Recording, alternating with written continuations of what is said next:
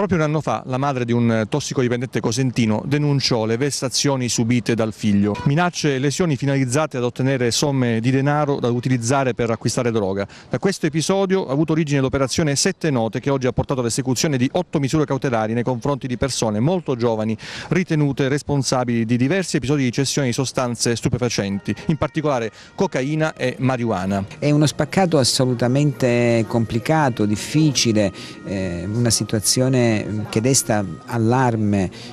Non è la prima indagine che nasce a seguito di una denunzia di una mamma.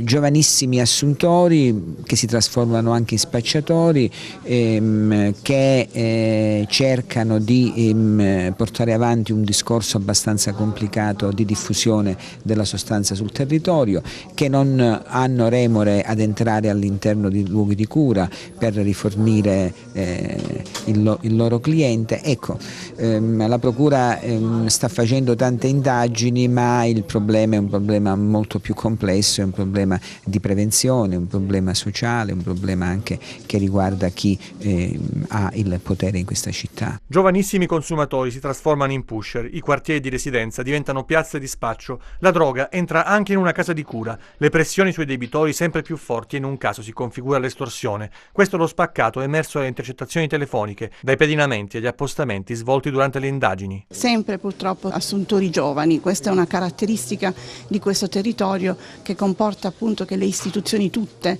debbano alzare il livello di attenzione. Interessante la frase con cui il procuratore ha chiuso la conferenza stampa. Non sarà l'ultima di queste conferenze stampa, ha detto Spagnuolo, su questi come su altri argomenti.